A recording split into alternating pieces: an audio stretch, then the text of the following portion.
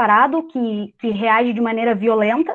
A gente tem lideranças, tanto aqui quanto nos Estados Unidos, lideranças que acham que não existe racismo, que pregam isso, de que o racismo não existe, né? Que colocam pessoas para chefiar entidades importantes que combatem o racismo, pessoas que não acreditam que exista racismo, né? E que, pelo contrário, que vão perseguir movimento negro, e, enfim, personalidades do movimento negro. E a gente tem mais a questão da pandemia, né? Então, tudo isso atrelado faz com que as pessoas sintam a necessidade de mostrar e de escrachar aquilo que está acontecendo, né? Então, eu acho que o racismo, ele perpassa a nossa sociedade em muitos sentidos, né? Em muitos sentidos, não só na polícia racista, não só numa instituição que é despreparada, mas, de uma maneira geral, são questões muito mais amplas para a gente discutir, que a gente tem que discutir, porque o primeiro passo para a gente conseguir superar essas questões, para um dia, quem sabe, a gente não ter mais que falar sobre isso, é assumir que esse problema existe hoje, e que a gente precisa ir para o enfrentamento dessas questões. Vou parar de falar, senão vou ficar sempre falando tudo. Eu vou pegar um pouco do viés ali que a Débora lançou da questão da Lei 10.639, né? A questão da perpetuação, da permanência do racismo é algo bastante... É um fenômeno, assim, que só pode ser explicado pela questão estrutural, né? Porque se você pensar Vidas Negras Importam, nos Estados Unidos, que é de 2013 e 2014, ali a partir da morte do Eric Garner, mas tu já tinha um movimento, já teve um movimento antes do Rodney King, né, quando os policiais foram absolvidos em 2002 ou 2004, quer dizer, praticamente 10 anos antes tu já tinha tido um movimento, aí 2013, 14 você tem de novo, aí em 2020 você vem de novo, né?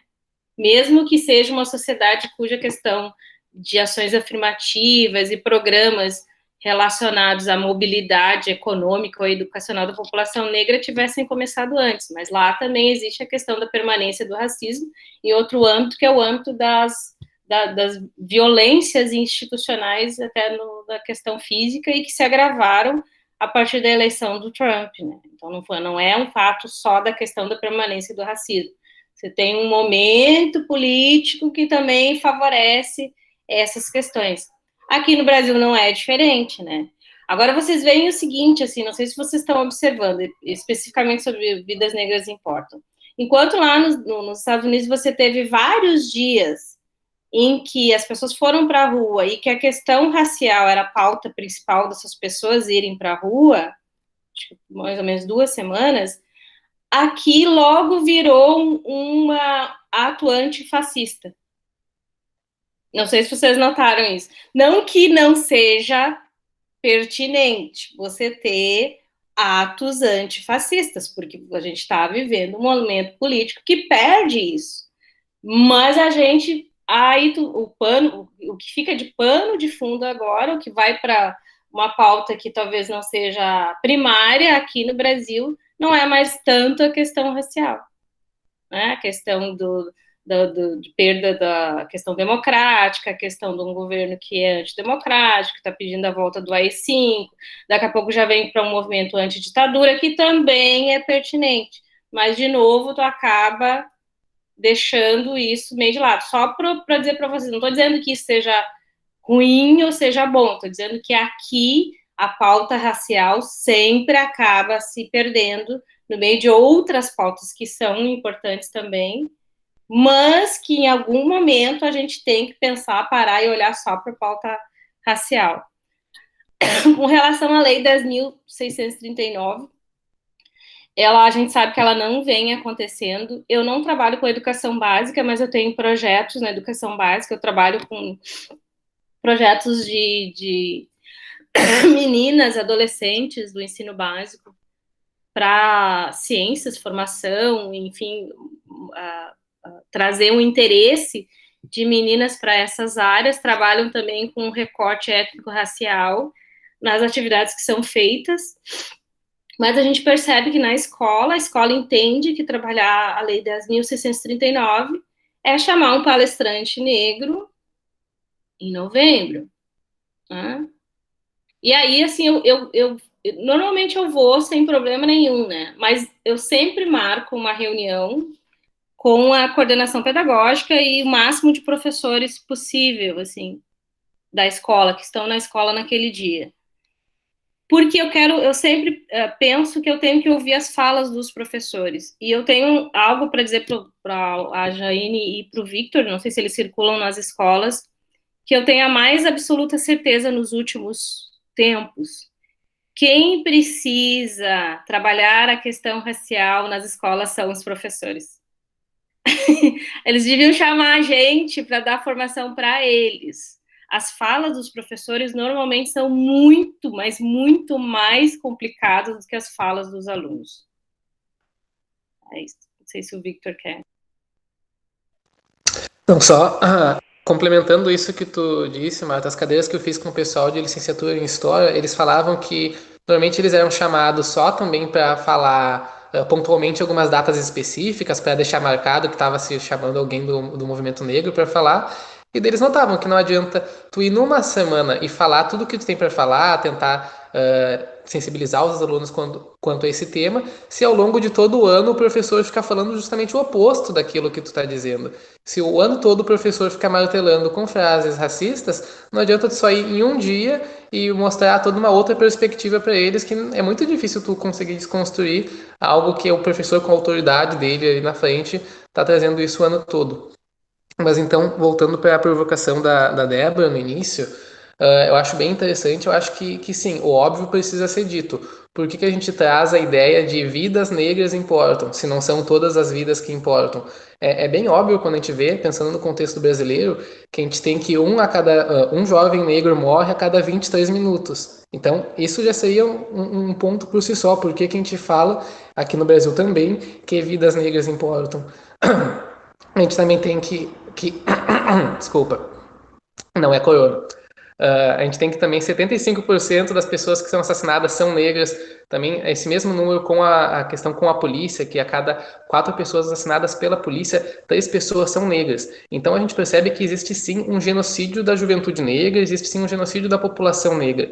Essa discussão ela não pode ficar só na base do achismo. A gente tem instrumentos de pesquisa sérias que mostram como que é a violência, como que ela se estrutura no nosso país. A gente tem o mapa da violência, que é organizado com o IPEA em parceria com outras entidades, que a gente pode ver que sim, a violência no nosso país é uma violência que tem um recorte racial óbvio nela. A gente tem uma linha de cor que separa o país, tanto em níveis econômicos, sociais e todos os outros âmbitos, e a violência é como acaba estruturando e acaba ceifando a vida, principalmente dessa juventude negra.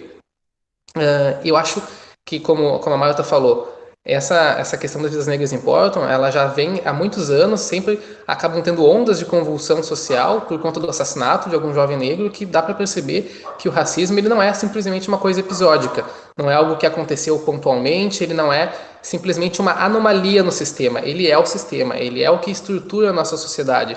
A gente pode perceber pelos números casos aqui no Brasil que a gente teve. Agora eu não me lembro se foi ontem ou se foi hoje, que saiu o relatório preliminar do respeito do engenheiro Gustavo, que se formou em Santa Maria, que foi no norte do estado, e que a polícia, que a princípio eles foram absolvidos por uma legítima defesa imaginária. Ora, veja, legítima defesa imaginária.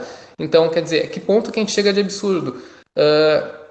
E isso é um caso, porque a gente vai ver, tem o João Pedro, tem a quantidade de casos que pipocam no nosso país de assassinatos de jovens negros e de pessoas negras é incomensurável. E principalmente, e daí depois tem sempre essa história de que, isso são balas perdidas, mas essas balas perdidas, elas sempre encontram os mesmos corpos, sempre encontram corpos periféricos, corpos de pessoas negras.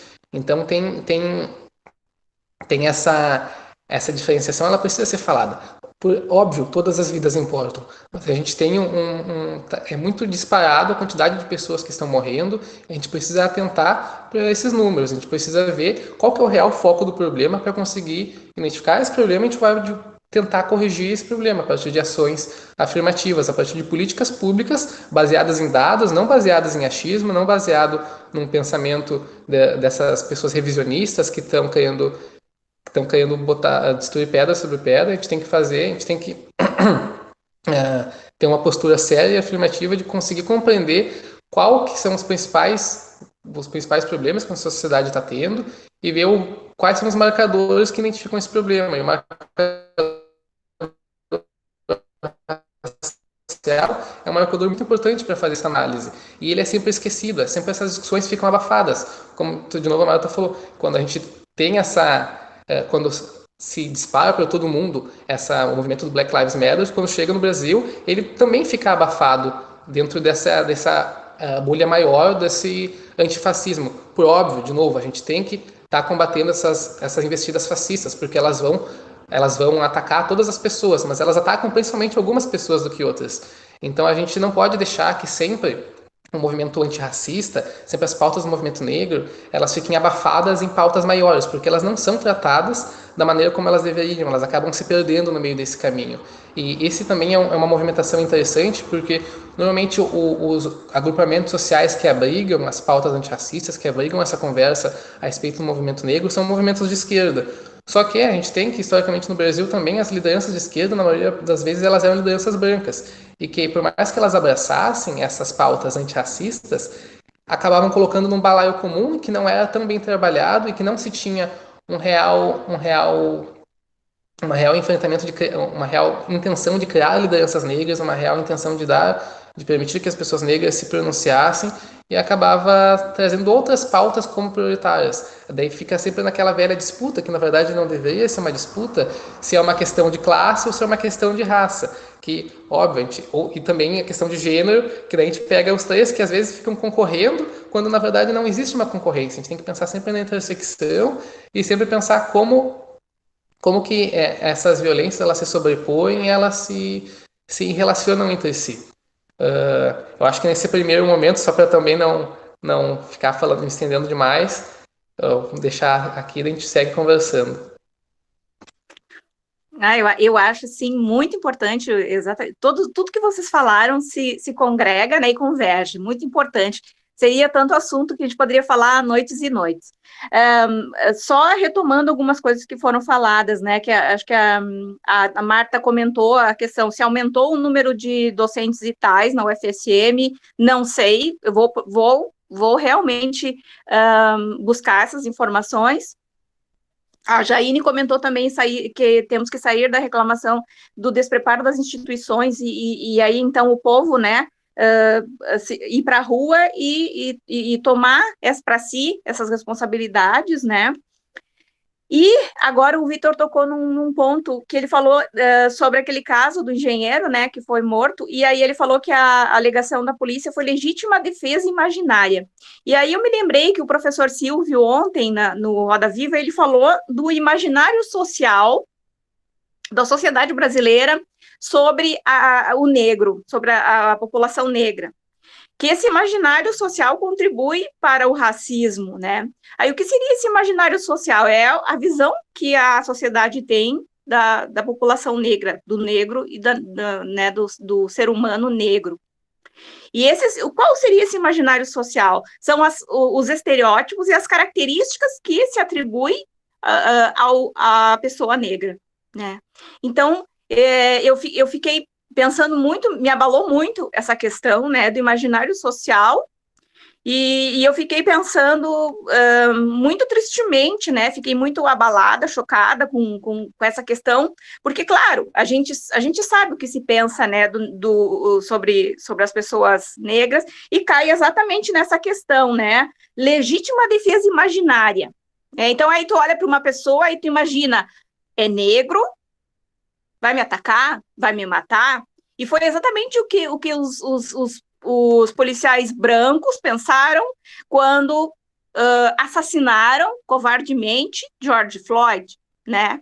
E é exatamente isso que os policiais militares brancos, ou até às vezes, infelizmente, negros, pensam quando entram atirando numa favela no Rio de Janeiro, uma favela em São Paulo, né? Ou então militares pensaram quando atiraram, quando daqueles 200 e poucos tiros e 80 tiros atingiram o carro daquele homem negro, né? Que era um trabalhador no Rio de Janeiro, né? E então eu fico pensando, então eu gostaria que vocês me ajudassem a entender que imaginário social é esse da sociedade brasileira que 52%, e alguém me corrija, 52% da nossa sociedade é negra e parda. Eu odeio essa palavra parda. Se metade de nós é negra e parda, como é que o nosso imaginário social vai ir contra nós mesmos, gente? Alguém me ajuda a entender isso, por favor? É uma provocação. É de novo a questão que a gente volta na questão estrutural, né, do racismo na nossa sociedade. Se a gente trouxer o recorte para o Brasil e pensar, não só, vamos pensar nesses casos da polícia, né, não só ele imaginou que pudesse ser morto por aquele homem negro, ou imaginou que fosse uma situação em que ele ia ser agredido, mas não só isso, a sensação de permissão para matar aquele cara negro, sabe? A sensação de que, porque o racismo ele passa por isso, pela naturalização de qual é o espaço da pessoa negra. Né? Então, você tem naturalizado que a favela é o lugar do negro. Então, quando a gente pega lá um monte de números que a polícia entrou na favela e matou não sei quantas pessoas, isso está na nossa sociedade como uma coisa permitida. Então, essa naturalização e essas questões, elas têm muito disso, né? Esse imaginário. Se a gente pensar que o Brasil tem 520 anos, 354 de escravidão, né? Então, a gente pensar que durante 354 anos nós vivemos, as pessoas negras viveram como mercadoria, né? E são questões históricas, né? Que elas vão perpassar a nossa sociedade em tudo. E aí a gente pode pensar a legislação, né? Vai pensar quem é que tinha acesso a comprar terra depois, e até quando a gente consegue a abolição, né, da escravidão, quem é que era afetado por leis como lei da vadiagem? Então, a gente tem uma série de construções histórico-sociais, que nos trouxeram até esse ponto que a gente está hoje. Né? Eu acho que talvez a Marta deve ter muito mais coisas para colocar. Não, é mais ou menos nessa linha. E, na verdade, o corpo negro, ele é um corpo matável, né?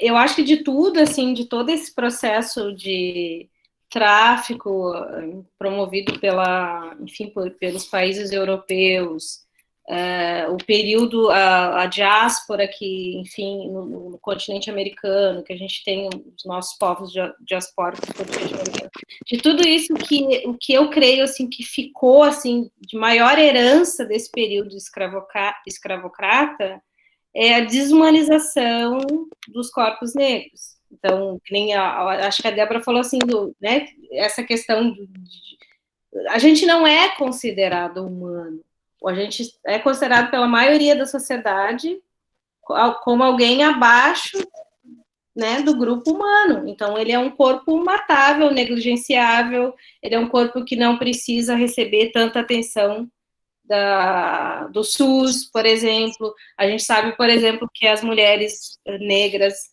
grávidas são as que mais morrem no parto. Então, não é nenhuma situação de um confronto, por assim dizer, né? Que tu poderia, em algum momento, claro que isso aí, para mim, não existe, né?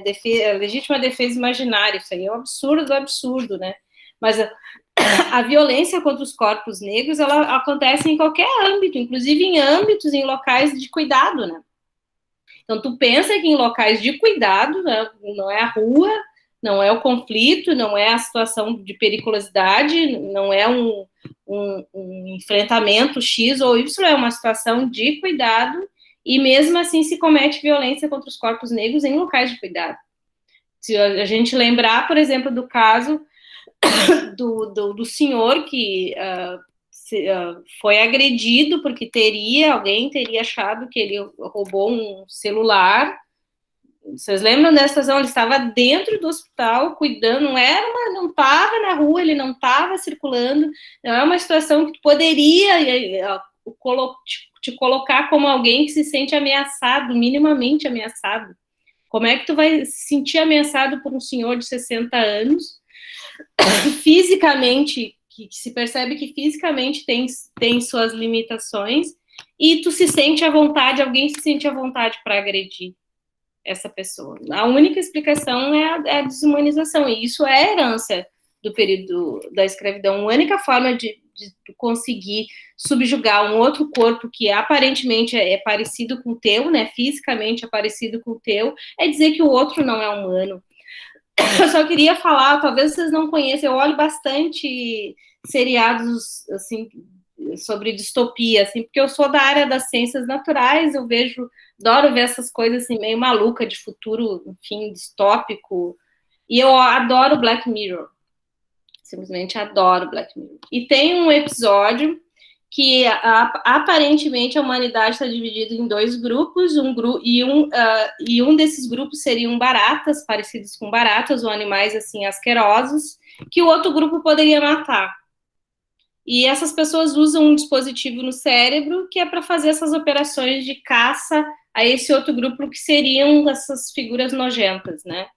Aí, num determinado momento, começa a falhar o dispositivo de uma dessas pessoas, e ele começa a ver nisso que seriam animais, pessoas que nem ele. Aí ele descobre, vai andando, eu não vou dar spoiler, mas assim, eu não vou contar o final, mas só para vocês entenderem, que são colocados dispositivos no cérebro desses que seriam guardas, ou coisa assim, para distorcer a imagem do outro, para ele poder matar sem problema nenhum. Quer dizer, eu acho que cabe muito bem para a situação que a gente vive, porque ele só desumanizando o outro, dizendo que ele não é igual a ti, é que tu vai conseguir dispor da vida dele de maneira cruel ou em qualquer situação que tu se encontrar. E isso foi feito para nós durante 350 anos, legalmente, entendeu? Estava na lei. Era uma propriedade. E isso permaneceu durante pelo menos várias décadas, e eu acredito até hoje. Então, é uma situação, assim, que é muito complicada para ti poder remover desse imaginário, acho que tu falaste imaginário social. Não é só um estereótipo, né? Tem a ver com os estereótipos, a construção dos estereótipos, né? Mas estereótipos é um negócio que é até mais fácil de tu discutir, né? Mas tu tirar ou tu demover da cabeça ou do imaginário de um grupo todo que o outro é igual a ti, isso é muito complicado. Vitor? Bom, eu acho, então, importante isso que foi falado. Acho que a gente tem quando a gente fala dessa relação de genocídio no Estado brasileiro para os negros, a gente tem tanto que a relação de fazer morrer quanto de deixar morrer, né? Então, não é só necessariamente o assassinato por parte do braço armado do Estado, que é a polícia. A gente tem também a precarização dos acessos à saúde, a gente tem o mau atendimento, a gente tem falta de saneamento para a população negra, tem a privação de todas essas oportunidades de acesso, educação, lazer, que tu faz com que essas pessoas fiquem mais fáceis de morrer, que tu tenha uma expectativa de vida menor delas, que tu não necessariamente está promovendo um extermínio matando elas, mas tu está deixando elas morrer. E ainda quanto ao imaginário que a Débora falou, eu acho que ele cai bem aqui quando a gente pensa que o racismo é uma maneira de ler o mundo, né? Uma maneira de pensar essas relações sociais, é uma maneira de tu ter, também de tu encarar como que tu está no mundo, e muitas vezes isso não é compreendido dessa maneira, principalmente por parte das pessoas brancas, que não se leem como brancas, que não identificam a sua branquitude.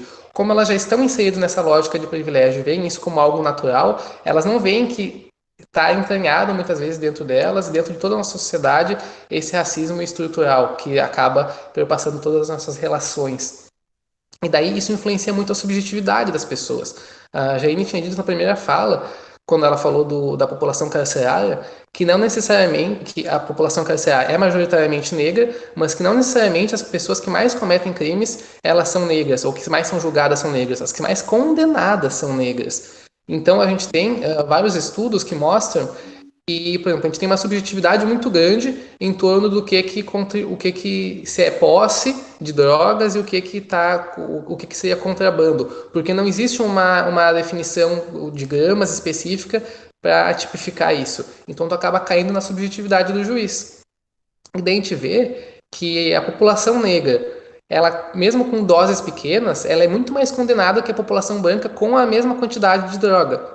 Então, o que interfere para que um jovem branco e um jovem negro, ambos, digamos que com 5 gramas de maconha, por que o jovem negro é condenado e o jovem branco não é? Daí a gente percebe que essas subjetividades, elas são subjetividades racistas. Esses melindos, esse imaginário, ele está estruturado em torno desse racismo. E daí a gente vê por que a gente tem uma condenação maior da população negra e por que a gente tem a população negra lutando essas prisões e tendo menos acesso a diversos serviços. E ainda nessa questão também da subjetividade, de permissão a matar e de banalidade dos corpos negros, tem um caso bem significativo que o Rio de Janeiro é sempre um exemplo perfeito para a gente falar de violência policial, né? Por ter esse contraste muito grande entre as pessoas da periferia e as pessoas que são mais ricas, com maior poder aquisitivo, morando quase uma lado a lado, e tu tem a polícia intervindo de maneira significativa, tu tem uma das polícias que mais mata, uma das polícias que mais morre. A polícia brasileira é que mais mata, que mais morre em todo o mundo, e no Rio de Janeiro acaba sendo um dos principais casos disso. Na época que a gente teve as UPPs, o José Beltrame, ele era o secretário de segurança do Rio de Janeiro na época, e ele tinha feito uma fala de que é muito mais fácil tu ter um tiroteio na Maré do que tu ter um tiroteio na Zona Sul. Tu ter a polícia intervindo de maneira mais violenta com tiros na Maré do que na Zona Sul, porque se der um tiro na Zona Sul, que é onde vive a maior parte das pessoas com maior poder aquisitivo, tu ia ter a mídia caindo em cima, tu ia ter celebridade caindo em cima, tu ia ter todo um turbilhão dentro dos meios de comunicação, tu ia ter várias manifestações, coisa que tu não tem quando acontece em regiões periféricas como o Complexo da Maré.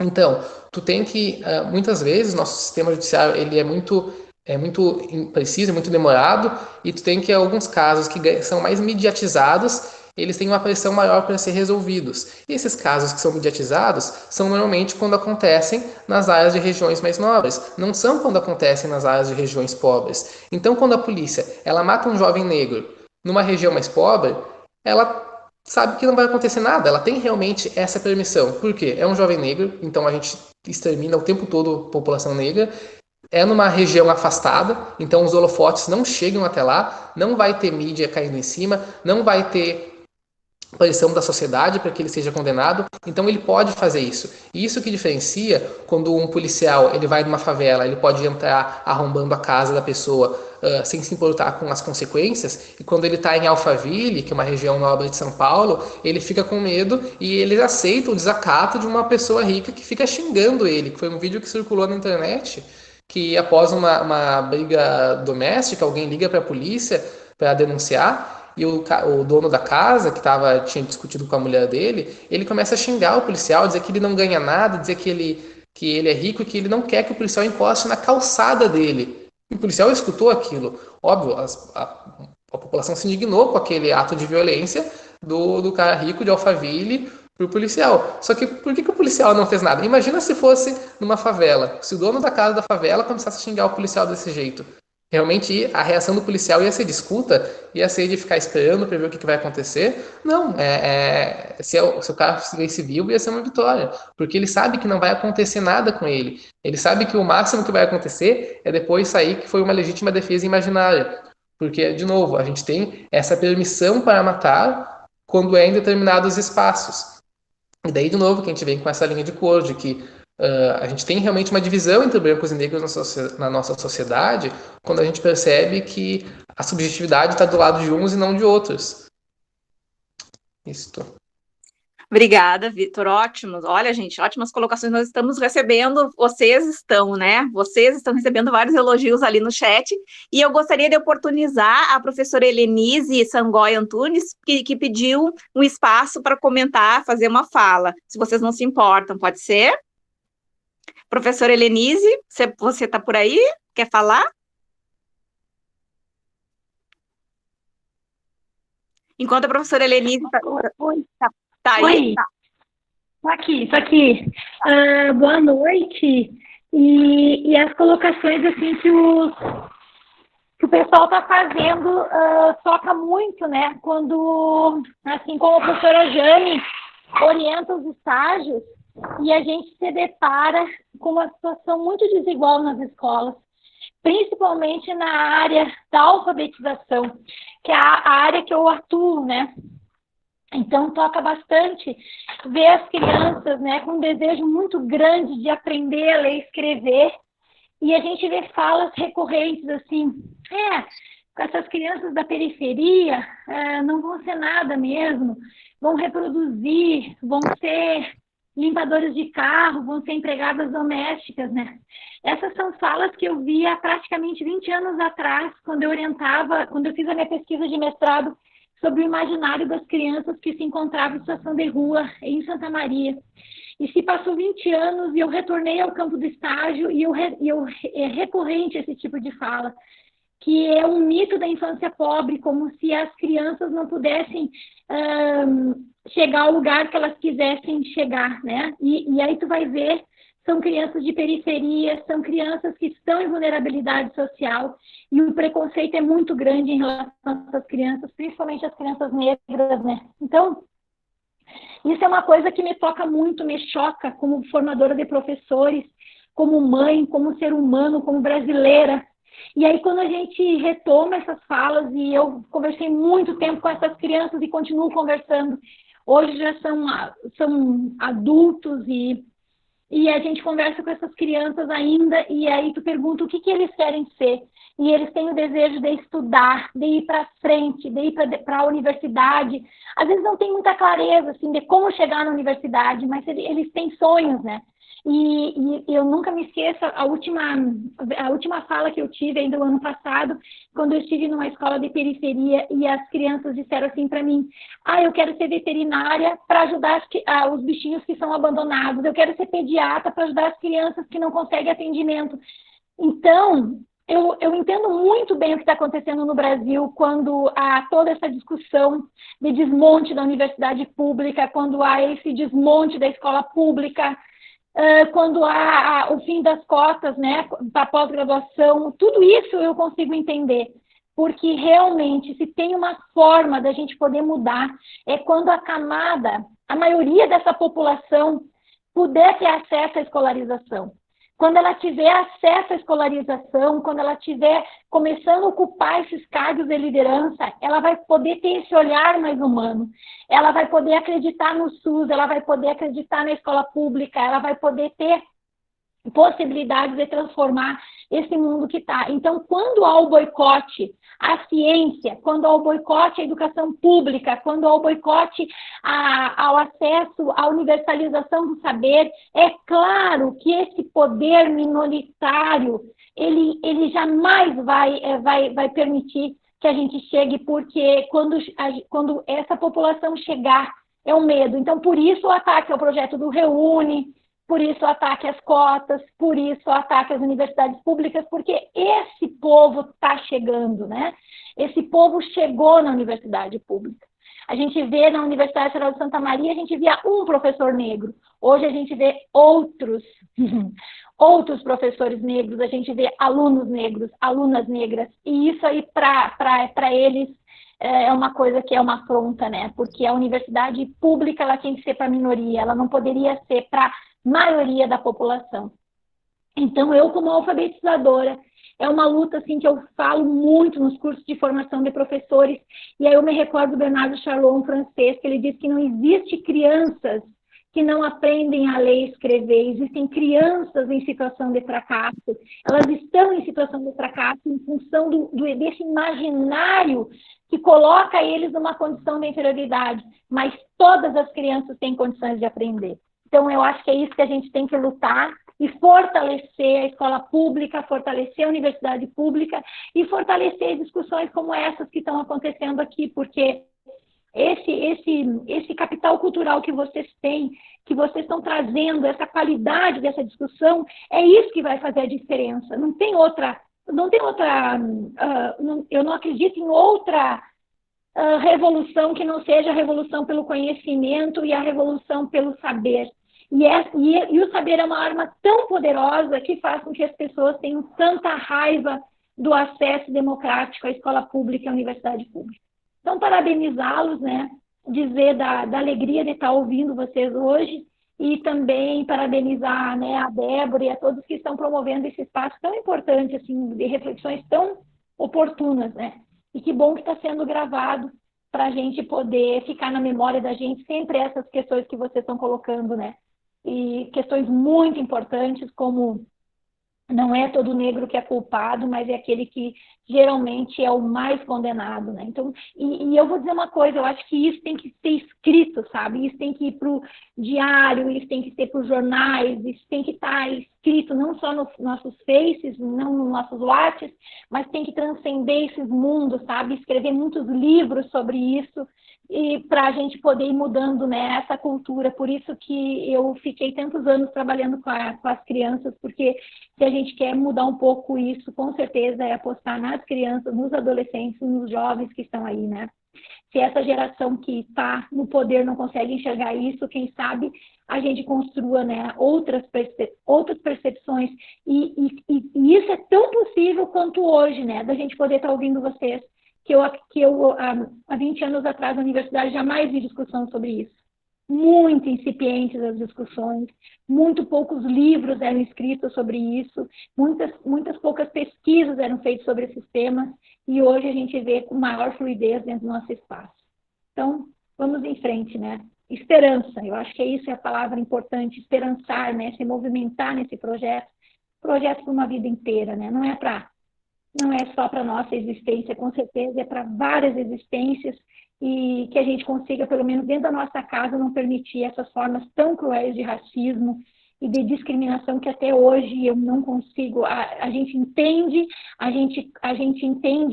do ponto de vista histórico, a gente sabe que isso existe, mas eu, particularmente, como ser humano, me nego a aceitar, porque não é possível, né? A gente vê essa barbaridade que ainda acontece dentro de salas de aula, dentro do ambiente universitário, dentro de uma loja, dentro de um supermercado. O racismo, ele está sempre junto. Então, a gente tem que estar sempre atento e não permitir que essas coisas se perpetuem. Um beijo e desculpa a prof falar muito. Obrigada, professora Helenise. Eu gostaria também de oportunizar a professora Nicarine, diretora do Centro de Educação, ela gostaria de falar, tá? Eu acho que talvez, se vocês querem comentar, na sequência, pode ser? Podemos oportunizar a professora Nicarine? Pode ser, gente? Tá bom. Professora Nicarine, está por aí? Boa noite, estou aqui quietinha, escutando. Boa noite. Muita alegria, né, de recebê-los nesse espaço. Obrigada a Débora e a Glécio por terem organizado. Professora Marta, o Vitor é formado em História. Vitor, é professor também? Sou técnico, eu sou formado em Relações Internacionais e mestrado em História, mas eu sou técnico da NFC. Tá. E a Jaine, tudo bem? Muito obrigada. Tudo bem, tudo bem. Eu sou técnica também na universidade e sou das rurais, sou do Centro de Ciências Rurais, a minha formação, né? Agora eu trabalho no CCSH. Que legal. Mas muito obrigada, então. Também. Dentro da minha área, também trabalho com a parte de aulas, enfim. Que legal. Obrigada, viu, gente, por esse momento maravilhoso. E eu lembro que, assim, a gente tem uma dificuldade de pensar a calendarização do currículo. parece que a comunicação social, né, ela é tão poderosa que a gente tem que, e a gente sai da universidade, a gente tenta refletir sobre isso muito nas licenciaturas, mas não adianta. A gente chega e vai lá para a escola e segue aquele calendário que, na verdade, ele é muito, né, Dia das Mães, Dia dos Pais, tem muita relação com o consumismo, né, e que nós, muitas vezes, em muitas práticas, enfim, o que eu venho falar? Daí entra a questão, né, do Dia do Índio, do Dia do Negro. Então, fica só no dia, e eu acho que foi a professora Marta que falou um pouco sobre isso. E daí vem agora, né, as disciplinas, né, as relações étnico-raciais e tudo mais. Então, as relações étnico-raciais, as questões de gênero, elas são disciplinas excelentes, mas elas não são para preencher o currículo, é isso que eu gostaria de chamar a atenção. Elas vêm para uma mudança, para uma transformação, para uma das relações, da nossa relação com a cultura, da nossa relação com a classe, né? Com as questões das classes sociais, enfim, com o gênero, com a raça. E parece, assim, que muitas vezes, talvez, a gente deixe isso também muito solto, né, nas licenciaturas. Eu não sei o que vocês poderiam estar nos ajudando a gente pensar as licenciaturas, porque o Centro de Educação é um centro que forma professores.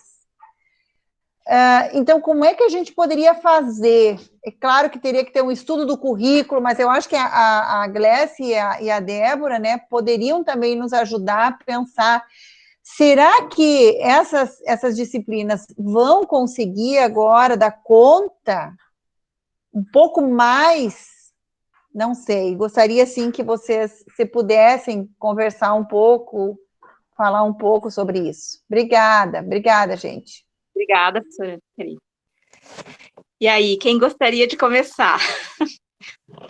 Eu posso falar um pouquinho. Tá bom. Eu não sou professora eu trabalhei com licenciatura, mas licenciatura em Química, com disciplinas da Química, não nas pedagógicas, então, enfim, né? E eu trabalho com bacharelado e engenharia, não trabalho com licenciatura agora. E o que tem acontecido, assim, professora, nos últimos anos, assim? Por que é importante a gente ter professores negros nos espaços, né? Porque foi uma das primeiras colocações que eu fiz. Porque são essas pessoas, não que os brancos não possam fazê-lo, mas, em geral, são essas pessoas que tensionam, né?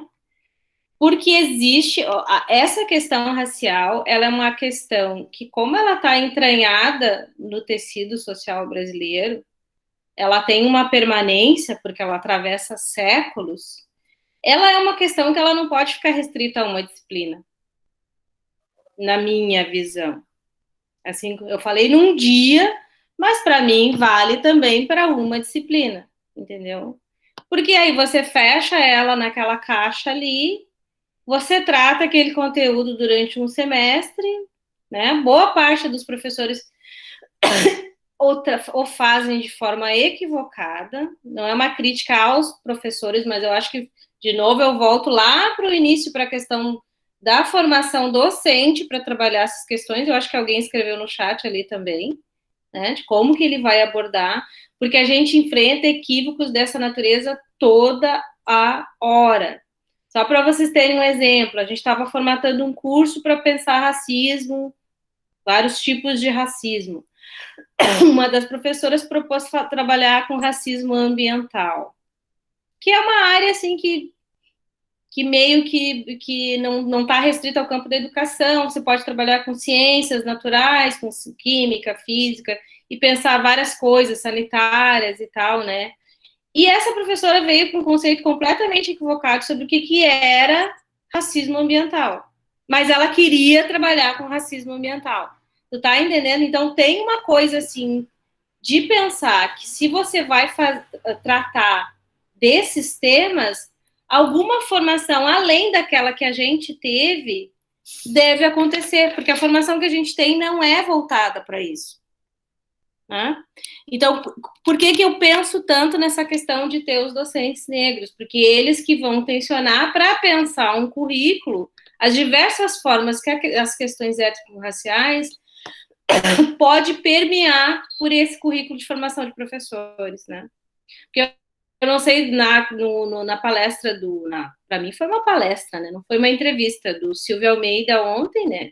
Que ele é um professor, ele disse assim que o racismo ele é estrutural e ele é estruturante. Eu não sei se ele falou exatamente com essas palavras, mas eu acho que dá para entender. Ele é estrutural, ele vem ao longo do tempo, né? E ele estrutura. Então, a perpetuação do racismo se dá porque ele estrutura, né, a nossa sociedade brasileira. Então, ele vai mantendo isso. O único jeito de desmantelar é tu abordar as questões étnico-raciais em tudo relacionado à nossa sociedade, tudo. Né? E um professor negro não só negro, mas um professor que tenha essa formação, essa visão de que essa discussão tem que permear né, tudo, é que vai tensionar. Não precisa necessariamente ser um professor negro, mas um professor negro, em geral, traz essa carga. Não precisa ser ele, olhar para ele e dizer, não, agora você vai trabalhar isso. Mas, em geral, o que a gente tem observado é que a presença de professores negros nos departamentos muda, altera essa visão. Então, por exemplo, no meu caso, quando fui reestruturar, eu fiz questão de entrar no núcleo para reestruturar, no núcleo docente estruturante, para rever o PPC do curso. Eu fiz questão, é um negócio chato pra caramba, desculpe. A gente ficou um longo tempo debatendo, mas eu fiz questão de entrar, porque eu trabalho num curso de alimentos e eu disse, olha, os alunos não podem sair daqui estudando cultura alimentar ítalo-brasileira ou italiana, né? E não saber nada sobre cultura alimentar afro-brasileira. Entende? Daí, mas quem que vai dar isso? Você vai dar isso? Eu digo, eu não sei quem que vai dar isso. Não me interessa quem que vai dar isso. Mas isso tem que estar no currículo. Né? Depois você vê quem que vai fazer. Então, tem isso, né? Dessas tensões que tu ter essas pessoas pensando, repensando o currículo, é tensão no sentido de que é algo novo, é algo que muita gente vai acabar deslegitimando ou desqualificando, que não há necessidade. Por isso que é tensão, eu uso o termo tensão, porque é isso mesmo. Mas existe essa necessidade de repensar o currículo e a estrutura toda dele de uma forma que aborde as questões étnico-raciais.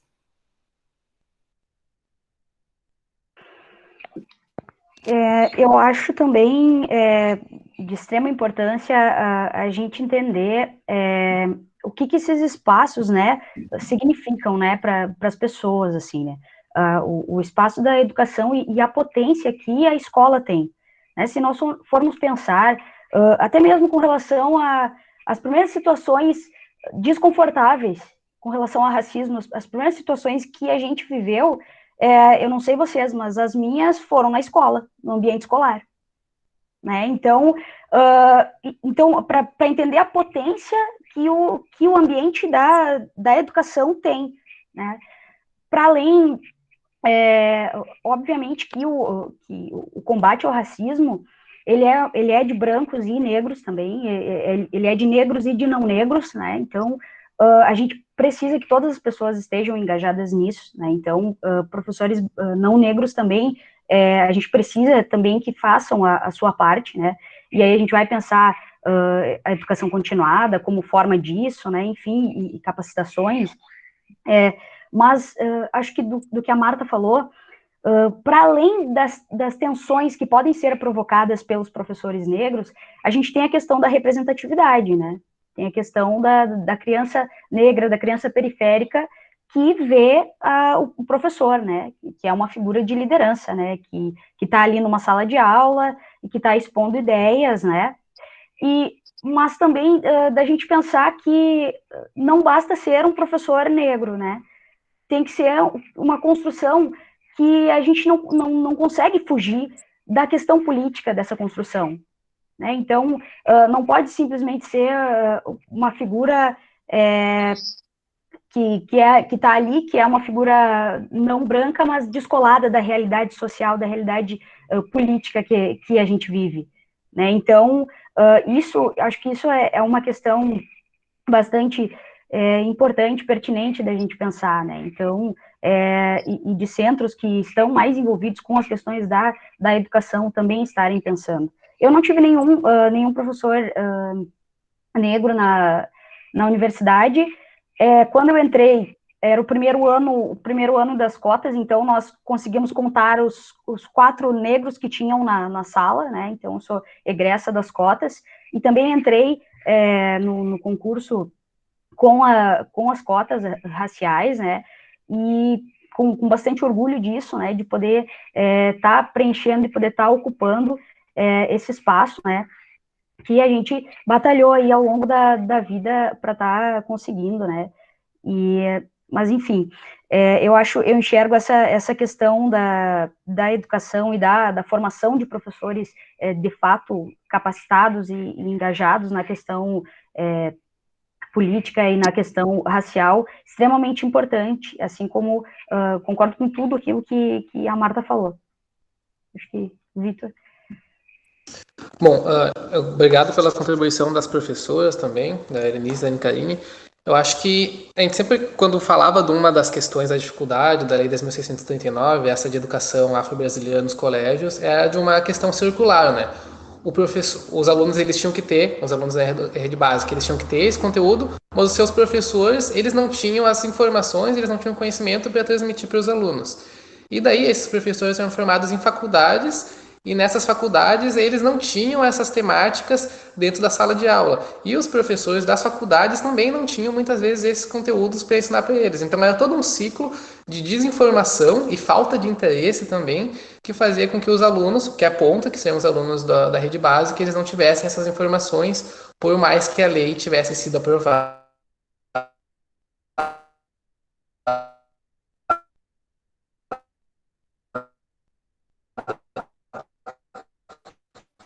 Curso que os servidores da universidade, tanto para técnicos quanto para docentes.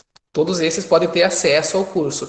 Só que a gente nota uma coisa, não tem nesses últimos 3 anos. A esmagadora maioria das pessoas que fizeram eram técnicos, justamente por conta da progressão de carreira dos técnicos, privilegiar que seja feito cursos de capacitação diferente dos professores, que tem outros critérios que levam em conta. Então, os técnicos, eles acabavam fazendo esse curso, eles tinham esse interesse, tinham um incentivo por parte de uma progressão de carreira, e os docentes, eles não tiveram esse mesmo interesse de fazer o curso, por mais que muitas vezes apoiassem que se tenha essas temáticas. Então a gente vê que também há um desinteresse dos professores, muitas vezes, de se abrir para esses temas, de pesquisar sobre esses temas, e de conseguir conversar mais e ter essas informações. E daí acabam os professores que são da universidade, que vão formar todos os outros, acabam não se abrindo a essas temáticas, e a gente acaba ficando muitas vezes, como o Marta falou, na dependência dos professores negros ocuparem esses espaços e estarem criando esse tensionamento. Só que daí a gente tem casos como a FSM, que tem um número extremamente reduzido de professores negros. Então, quem vai criar esse tensionamento nesse caso? Porque daí a gente fica, quando a gente fica, que é quem tem em toda a nossa história puxado, ou quem tem sempre trazido esse protagonismo, sempre quem tem trazido à tona esses debates, quando eles não estão nesses espaços, acaba tendo um vazio dessas discussões. Então, eu acho bem interessante que esteja acontecendo essa live também no Centro de Educação, porque para a gente conseguir conversar mais sobre isso, a gente conseguir trabalhar isso de uma maneira cada vez mais qualificada.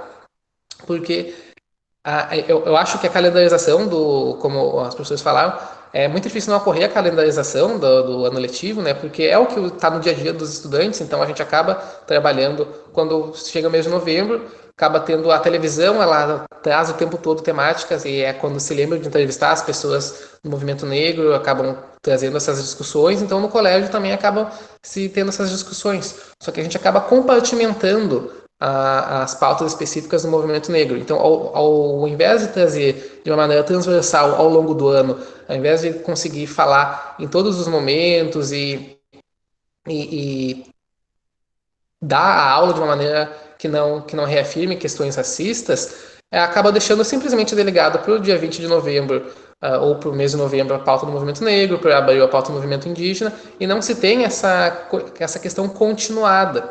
E eu acho que esse é um dos grandes empecilhos. A gente tem essa dificuldade de trabalhar de uma maneira transversal, tem uma dificuldade de pensar a questão do negro em todos os conteúdos, porque acaba tendo uma invisibilidade das pautas negras, justamente porque se estudava não se invisibilizava essas pessoas, não se estudava e não se dava a devida importância. E o que a Helenise tinha falado também, eu acho interessante resgatar, a gente até pode conversar depois, foi sobre muitos dos professores tratarem os estudantes negros ou as pessoas de regiões periféricas com mais descaso, com menos apreço, que é também o que a Jane falou, que muitas vezes o racismo ele surge na escola, as primeiras manifestações no ambiente da sala de aula, mas não necessariamente no ambiente da sala de aula por parte dos outros alunos, muitas vezes por parte dos professores. Até teve esse movimento nessas últimas semanas, eu acho até que a Marta compartilhou, falando do racismo dos professores, falando da primeira experiência racista que teve com algum professor. Isso a gente tem, quando tem esse tipo de movimentação, essas hashtags de denúncia, a gente vê que é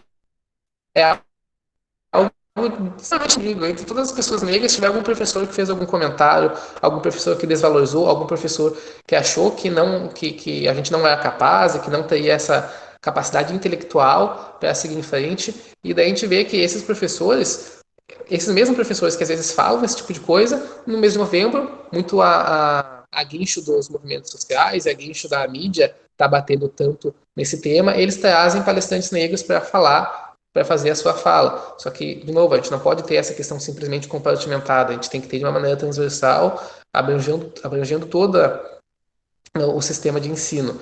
Então, eu acho bem frutífero a gente ter essa primeira discussão inicial, a gente conseguir continuar conversando, a gente conseguir fazer capacitações, aumentar o número de capacitações para os nossos professores e para os professores das redes básicas, para a gente conseguir transformar isso. Isto. É isso, eu gostaria, então, pelo adiantado da hora, então, não sei, vocês querem comentar mais alguma coisa, falar mais alguma coisa? Marta, Victor, Jaine? Podemos encerrar? Eu só vou fazer uma finalização, aí eu gostaria que cada um de vocês finalizasse a sua fala, tá? Então, só fazendo um resumo, assim, brevemente, infelizmente vou ter que resumir, né? Então, nesse último bloco, né, que a gente conversou sobre a questão que eu pude resumir foi assim, a questão da formação continuada, né, na escola, para que realmente se implemente a lei das 1.639, né? Então, tanto na formação docente no ensino superior, né? Como o Victor falou, quem está se capacitando, na verdade, nas universidades, os servidores técnico-administrativos em educação, né? Em termos de relações étnico-raciais, combate ao racismo, educação antirracista. Os professores mesmo, os docentes do ensino superior, não estão se capacitando, né? E, como a Marta falou, nós não temos docentes negros que também estão capacitados para tratar das temáticas, né? E também nós não temos professores brancos capacitados para tratar das temáticas. Então, nós não temos tratado das temáticas, né? Tanto nas licenciaturas quanto nos bacharelados, né? E provavelmente nos programas de pós-graduação também não, a não ser aqueles professores que tratam exatamente dessas temáticas, né? E então o Victor, acho que levantou essa bola, né? Vamos capacitar, né? Vamos fomentar a capacitação dos docentes para que nós possamos também, e também nas escolas, né, na educação básica, para que se combata realmente o racismo, né? Para que haja o combate ao racismo na prática.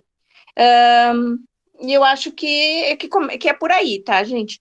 E acho que a Marta também falou da questão que os docentes negros que tensionam, né? E realmente a gente sabe que gente. Não adianta a gente fugir dessa questão que é verdade. São os docentes negros e as docentes negras que tensionam, né? E infelizmente também a Jaine falou, é uma minoria, né? Quer dizer, quase inexistente, né? Para dizer, eu também não tive professor negro nenhum, nem no ensino, nem no ensino no básico, nem no ensino superior. Não tive docente negro, não tive. E eu acho que tá, em resumo é isso, eu não vou falar mais. Então, eu quero agora que vocês façam o seu fechamento da sua fala para a gente finalizar esse nosso importante momento. Pode ser? Desculpe, Débora. Oi, fala, Glécia. Tem uma última questão no chat, dá uma olhada ali. Ah, tá. Assim, ó, gente, por que eu não li o chat? Porque era muita coisa e eu vi que eles, assim, só repetiam bastante o que a gente estava conversando. E deixa eu ver, só um pouquinho. Quem não... Deixa eu... tu quer ler, Glécia, o que exatamente tu gostaria? É a questão dos casos de racismo? Porque eu vi que duas pessoas falaram, Tá. a última foi a Laís Turvisan, eu não sei exatamente quantos são os casos, quem cuida dessa parte em específico é a ouvidoria.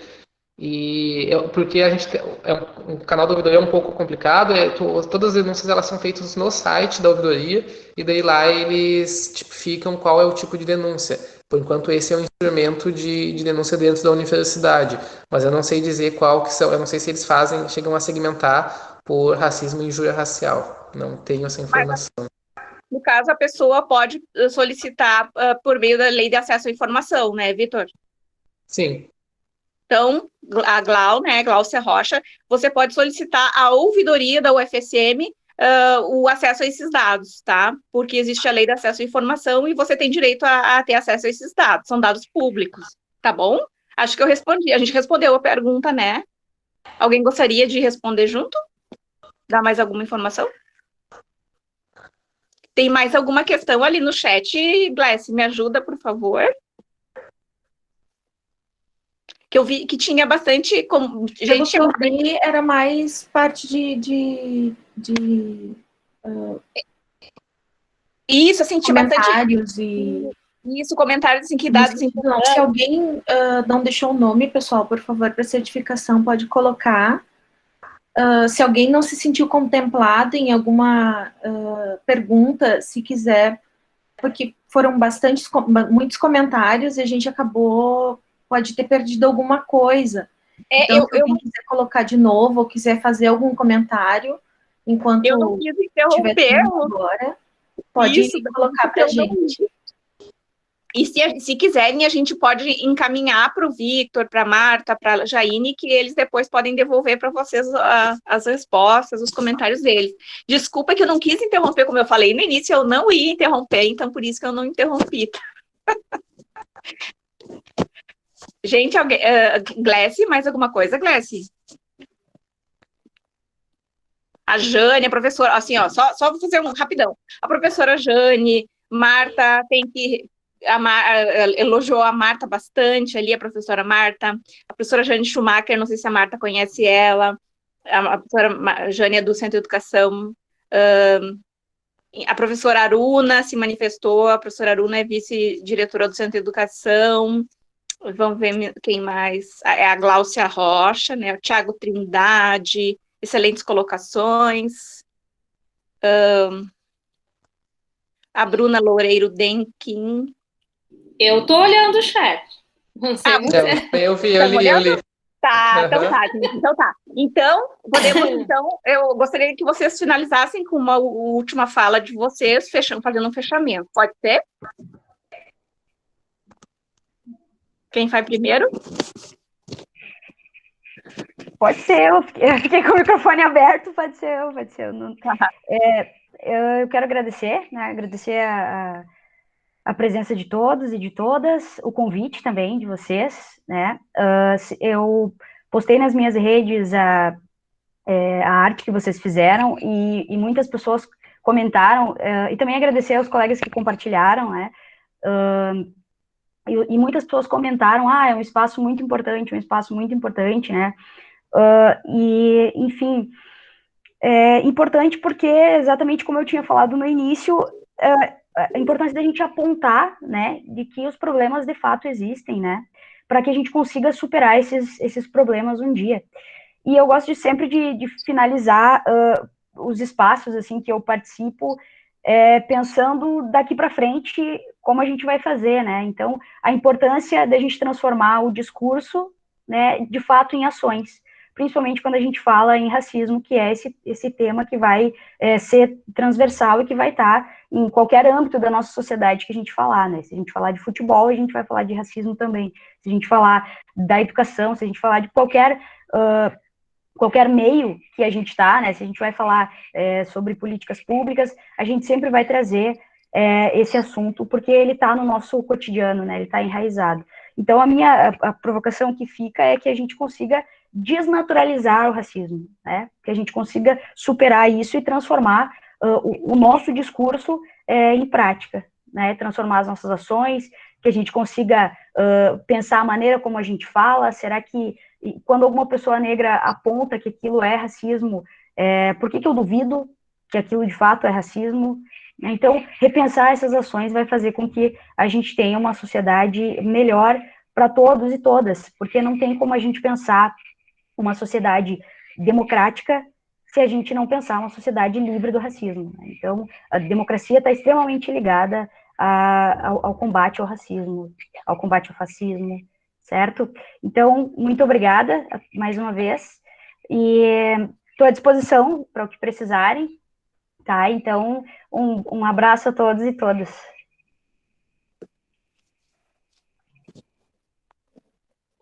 Eu queria agradecer o convite, a companhia de todas e todas. Eu vi que o público está fiel, né?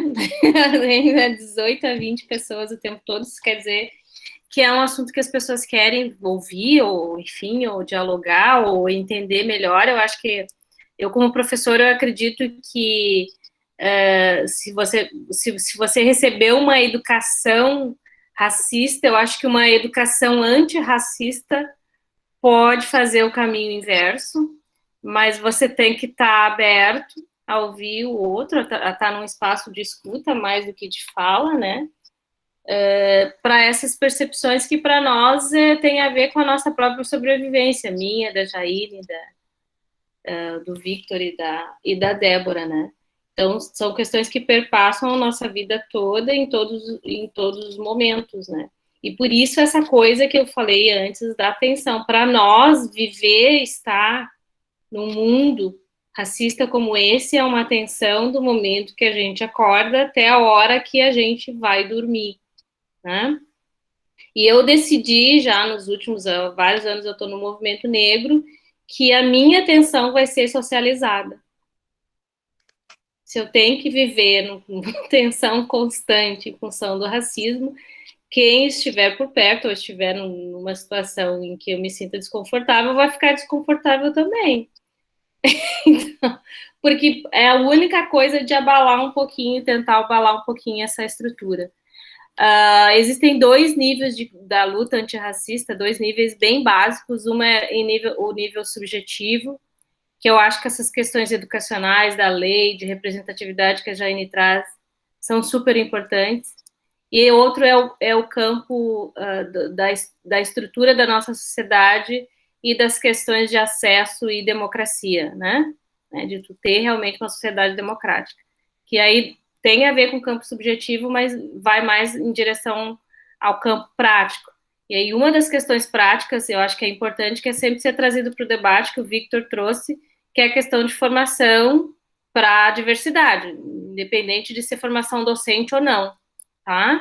Mas aí com relação a questões e eu acho que isso eu sempre falo em todo lugar, toda vez que eu sou convidada pela UFSM, eu sempre falo, essa questão dos concursos para docente tem que ser revista. Isso em algum momento, vocês têm que cutucar a onça com vara curta, porque vai ser isso mesmo, né? Porque a ideia, esse formato de concurso da UFSM não é em vão.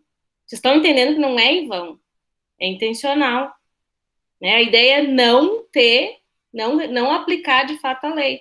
Porque senão já teriam feito como os concursos, por exemplo, das instituições federais de Santa Catarina, que tu lança um editalzão, tu aplica os 20% ali e faz um sorteio de vagas para ver para qual departamento vai a vaga de reserva de cotas. A UFSM não faz isso, ela lança uma vaga por departamento. Não tem cota nunca para docente, tá? Então, isso é uma estratégia. Isso não é tipo, eu não sei como fazer. que não sabe o que fazer, pergunta para o vizinho, né? A UFBA colocou 50%, então, né? Se tiver uma vaga, essa única vaga vai ser para o cotista, tá? E é isso, então, agradeço a todos e a todas, coloquem isso na agenda diária, não só do mês de novembro, e vamos para a luta, pessoal. Então tá, obrigado pelo convite, obrigado pela oportunidade de participar na mesa com vocês também. Estava vendo também o público que estava ali cativo, queria agradecer quem ficou nos ouvindo, queria agradecer os amigos que estavam participando, os colegas de trabalho, colegas do FSM.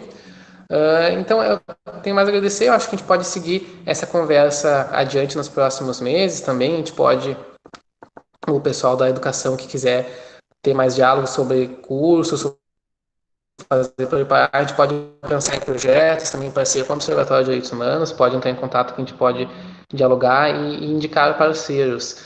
Eu acho também que é uma oportunidade interessante para as pessoas que estão ouvindo para procurarem mais pesquisadores negros, mais influenciadores negros, principalmente nesse momento agora que a gente está tendo essa quarentena, né? Está podendo ficar em casa, de ver mais vídeos. O Sr. Almeida é uma ótima recomendação inicial para vocês, mas tem várias outras pessoas que dissertam sobre todos os assuntos, todas as diferentes formas que o racismo pode se manifestar, para a gente saber, saber e dar apoio a esses pensadores negros que muitas vezes são marginalizados e não têm o mesmo lugar de autoridade que as pessoas brancas que têm toda essa trajetória acadêmica mais antiga, essa trajetória institucional mais enraizada. Então a gente está dando mais potência a essas novas vozes e está conhecendo esses novos saberes. E não ser tão somente antirracista quando está nesses espaços cheios de pessoas negras. A gente também ser antirracista no espaço quando a gente está só com as pessoas brancas, assim, antirracista no espaço que elas estão só rodeadas de pessoas brancas também.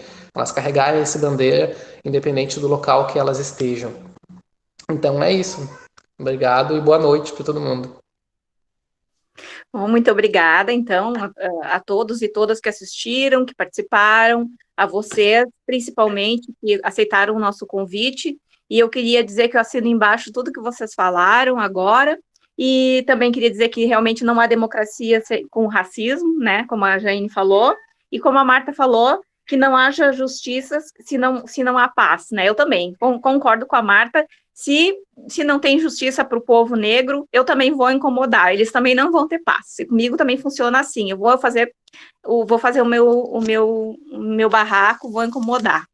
E eu também vou reforçar o que o Vitor falou, sempre descolonizar o pensamento, né, sair desse eurocentrismo, né, mostrar que existem pensadores negros maravilhosos que a gente precisa conhecer, e que os nossos professores, nossos docentes das universidades e também os nossos docentes da educação básica precisam ler, como o Vitor citou, como a Marta falou, Nilma Lino Gomes, pedagoga, como tem vários outros aqui, Lélia Gonzalez, tem vários outros que a gente pode citar, eu vou postar na página da UAP, talvez amanhã, uma lista de autores e de autoras, né, negras, e a gente precisa descolonizar o pensamento, essa a questão, né, tirar esse ranço que a gente tem de só ler autores brancos, e é por isso que a gente precisa se alfabetizar, né, como a gente gosta de dizer, o pessoal do movimento negro, né, a gente conhecer mais, por quê? Porque exatamente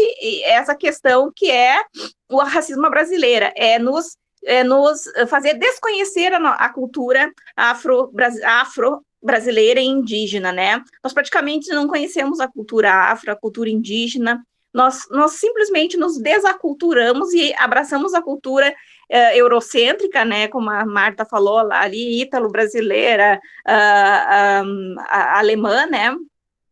E inglesa, norte-americana, enfim, todas as outras culturas franco-brasileiras, nós abraçamos todas, menos a nossa cultura, né, dos nossos povos originários e dos povos africanos, né, que são nossos irmãos, na verdade, que são as nossas verdadeiras origens. Então, é isso. E eu acho que, como o Vitor falou, vamos abrir mais espaços, se depender de mim, os espaços vão estar sempre abertos. Gostaria de contar sempre com o apoio de vocês também para a gente validar e endossar esses espaços que a instituição oferece, mas nem tanto, tá? Obrigada, então, boa noite a todos, salve. E é isso, gente, muito axé. Até mais.